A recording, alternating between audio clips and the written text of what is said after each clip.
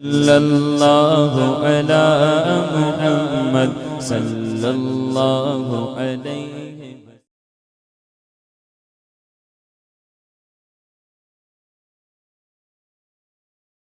بسم اللہ الرحمن الرحیم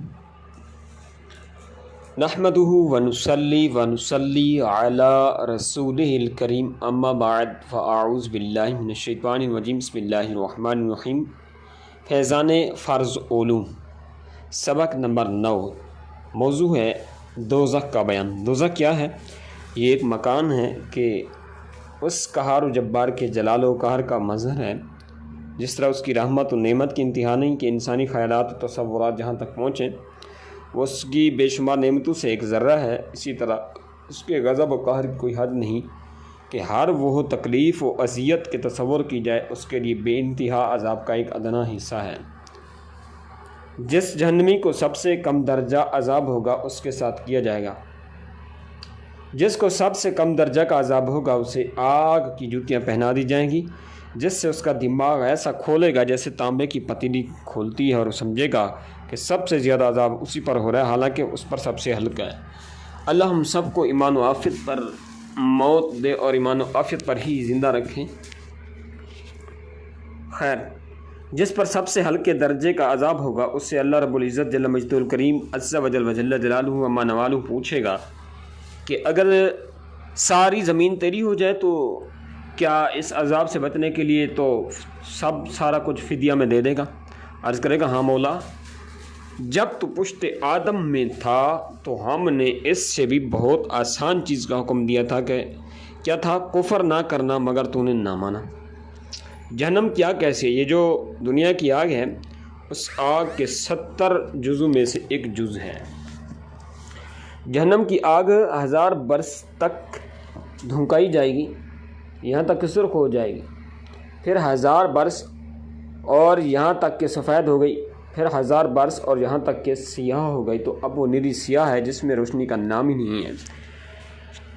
حضرت سیدنا جبرائیل علیہ السلام نے قسم کھا کر نبی پاک علیہ السلام سے عرض کی کہ اگر جہنم سے سوئی کے ناکے کی برابر کھول دیا جائے تو تمام زمین والے سب کے سب اس کی گرمی کی شدت سے مر جائیں۔ قسم کھا کر کہا کہ اگر جہنم کا کوئی داروغہ اہل دنیا پر ظاہر ہو تو زمین کے رہنے والے سب کے سب اس کی ہیبت سے مر جائیں گے، اور بقسم بیان کیا کہ اگر جہنمی کی زنجیر کی ایک کڑی دنیا کے پہاڑوں پر رکھ دی جائے تو کانپنے لگے گی اور انہیں قرار نہیں ہوگا یہاں تک کہ نیچے کی زمین میں دھنس جائیں۔ یہ دنیا کی آگ خدا سے دعا کرتی ہے کہ اسے جہنم میں پھر نہ لے جائے، مگر تعجب ہے انسان سے کہ جہنم میں جانے کا کام کرتا ہے اور اس آگ سے نہیں ڈرتا جیسے آگ بھی ڈرتی اور پناہ مانگتی ہے۔ جہنم کی گہرائی کتنی ہے؟ دوزخ کی گہرائی کو خدا ہی جانے کہ کتنی گہری ہے۔ حدیث پاک میں ہے کہ اگر پتھر کی چٹان جہنم کے کنارے سے اس میں پھینکی جائے تو 70 سال میں بھی نہیں پہنچے گی تہہ تک، اور اگر انسان کے سر برابر سیسا کا گولا آسمان سے زمین کو پھینکا جائے تو رات آنے سے پہلے زمین تک پہنچ جائے گا، حالانکہ یہ 500 برس کی راہ ہے۔ اللہ اکبر۔ جہنم میں کس قسم کے عذاب ہوں گے؟ اسی میں طرح طرح کے عذاب ہوں گے۔ لوہے کے ایسے بھاری گرزوں سے فرشتے ماریں گے، اگر کوئی گرز زمین پر رکھ دیا جائے تو تمام جن و انس جمع ہو کر اس کو اٹھا ہی نہیں سکتے۔ سختی بختی بلکہ بختی اونٹ کی گردن برابر بچھو، اور اللہ رب العزت جل مجدہ الکریم عز وجل وجل جلالہ جانتا ہے کہ کس قدر بڑے سانپ کے اگر ایک مرتبہ کاٹ لیں تو اس کی سوزش، درد، بے چینی 1000 برس تک رہے۔ تیل کی جلی ہوئی تلچھٹ کی مثل سخت کھولتا ہوا پانی پینے کو دیا جائے گا کہ منہ کے قریب ہوتے ہی اس کی تیزی سے چہرے کی کھال گر جائے گی، سر پر گرم پانی بہایا جائے گا۔ جہنمیوں کے بدن سے جو پیپ بہے گی وہ پلائی جائے گی۔ خاردار تھوڑ کھانے کو دیا جائے گا، وہ ایسا ہوگا کہ اگر اس کا ایک قطرہ دنیا میں آئے تو اس کی سوزش و بدبو تمام اہل دنیا کی معیشت برباد کر دے اور وہ گلے میں جا کر پھندا ڈالے گا۔ اس کے اتارنے کے لیے پانی لیں گے، پانی مانگیں گے ان کو، وہ کھولتا ہوا پانی دیا جائے گا کہ منہ کے قریب آتے ہی منہ کی ساری کھال گل کر اس میں گر پڑے گی، اور پیٹ میں جاتے ہی آنتوں کو ٹکڑے ٹکڑے کر دے گا، اور وہ شوربے کی طرح بہہ کر قدموں کی طرف سے نکلے گی۔ اللہ اکبر۔ پیاس اس بلا کی ہوگی کہ اس پانی پر ایسے گریں گے جیسے تونس کے مارے اونٹ۔ پھر کفار جان سے عاجز آ کر باہم مشورہ کر کے حضرت مالک علیہ السلام داروغہ جہنم کو پکاریں گے، اے مالک علیہ السلام تیرا رب ہمارا قصہ تمام کر دے۔ مالک علیہ السلام 1000 سال تک جواب ہی نہیں دیں گے۔ 1000 برس کے بعد فرمائیں گے مجھ سے کیا کہتے ہو؟ اس سے کہو جس کی نافرمانی کی ہے۔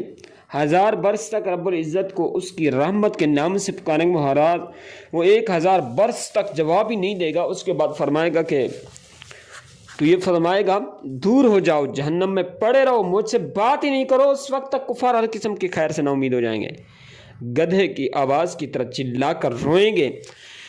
ابتداءً آنسو نکلیں گے، جب آنسو ختم ہو جائیں گے تو خون روئیں گے، روتے روتے گالوں میں خندق کی مثل گڑھے پڑ جائیں گے۔ رونے کا خون اور پیپ اس قدر بہے گا کہ اگر اس میں کشتیاں ڈالی جائیں تو چلنا لگیں۔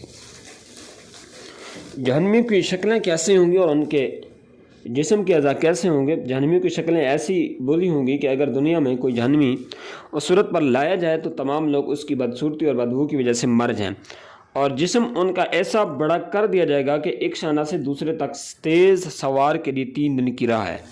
ایک ایک داڑھ احد کے پہاڑ برابر ہوگی، کھال کی موٹائی 42 ذراع کی یعنی 42 گز کی ہوگی، زبان 1 کوس 2 کوس تک منہ سے باہر گھسیٹتی ہوگی کہ لوگ اس کو روندیں گے، بیٹھیں گے۔ اللہ بیٹھنے کی جگہ اتنی ہوگی جیسے مکہ سے مدینہ تک، اور وہ جہنم میں منہ سکوڑے ہوں گے، اوپر کا ہونٹ سمٹ کر بیچ سر کو اللہ اکبر پہنچ جائے گا، اور نیچے کا لٹک کر ناف کو لگے گا۔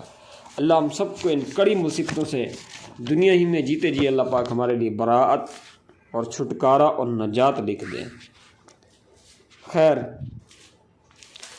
ان مضامین سے یہ معلوم ہوتا ہے کہ کفار کی شکل جہنم میں انسانی شکل نہیں ہوگی، کہ یہ شکل تو احسن تقویم ہے، اور یہ اللہ رب العزت جل مجدہ الکریم کو محبوب ہے کہ اس کے محبوب کی شکل سے مشابہ ہے، بلکہ جہنمیوں کا وہ حلیہ ہے جو اوپر مذکور ہوا۔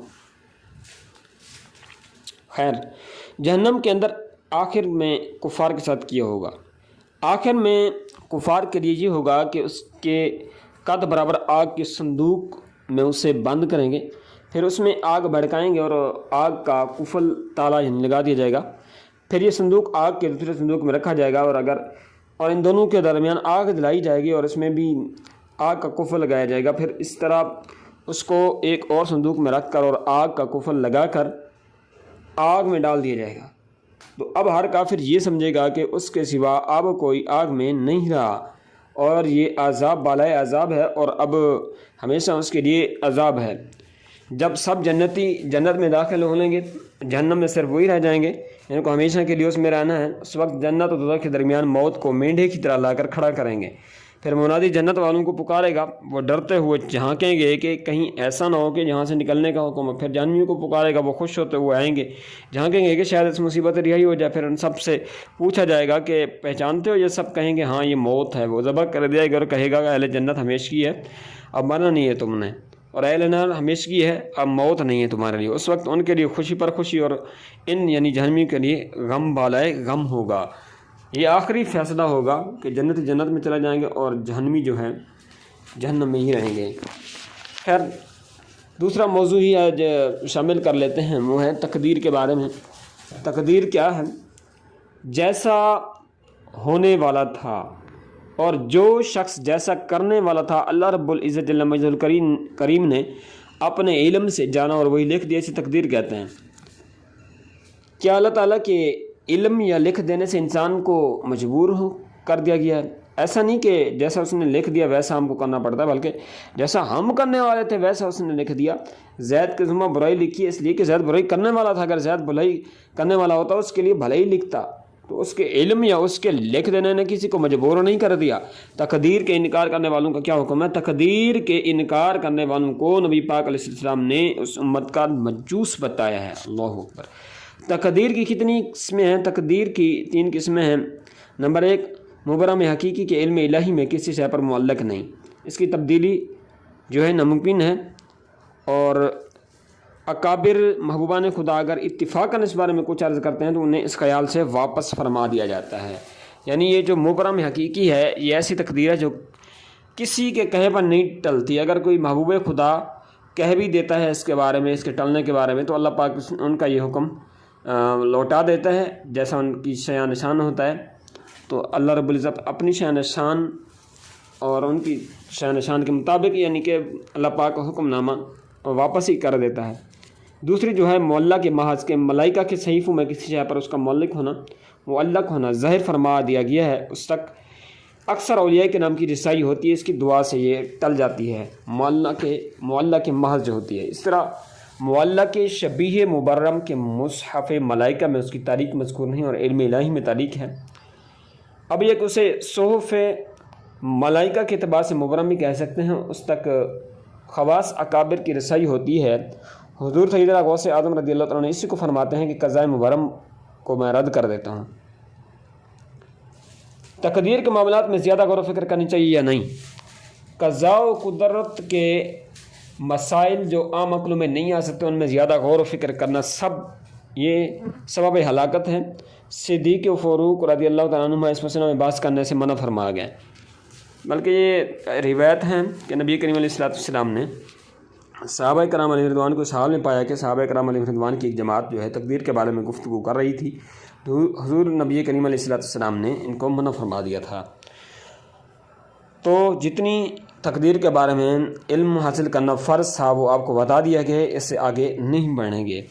معاشمہ ہم اور تم کس گنتی میں ہیں؟ اتنا سمجھ لو کہ اللہ تبارک تعالیٰ نے آدمی کو مثل پتھر اور دیگر جمادات کے بے حس و حرکت تو نہیں پیدا کیا، بلکہ اس کو ایک نوع اختیار، ایک طرح کا اختیار دیا ہے کہ ایک کام چاہے کرے چاہے نہ کرے، اور اس کے ساتھ ہی عقل بھی دی ہے کہ برے بھلے نفع و نقصان کو پہچان سکے اور ہر قسم کے سامان اور اسباب مہیا کر دی ہے کہ جب کوئی کام کرنا چاہتا ہے اسی قسم کے سامان مہیا ہو جاتے ہیں، اور اسی لعید اس پر جو ہے مواخذہ ہے۔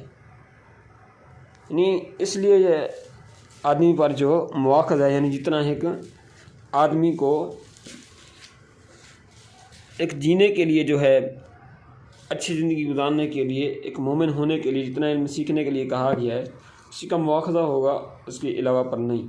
تو اللہ پاک ہم سب کو ایمان و عافیت پر زندہ رکھے جب تک چاہے، اور جب اس کا وعدہ آئے تو اللہ پاک ہمیں ایمان و عافیت کے ساتھ اور امن والی موت نصیب فرمائے۔ بری موت، برے وقت سے اللہ پاک ہم سب کو جو ہے محفوظ فرمائے۔ جزاکم اللہ خیرا، یرحمکم اللہ، یغفر اللہ لنا ولکم۔ اس طرح کی ہماری ویڈیوز دیکھنے کے لیے یوٹیوب چینل محمد شاہزیب رضا قریشی صاحب جو ہے ان کا چینل سبسکرائب کریں اور دینی معلومات حاصل کریں۔ جزاکم اللہ خیرا، السلام علیکم۔ صلی اللہ علی محمد صلی اللہ علیہ وسلم۔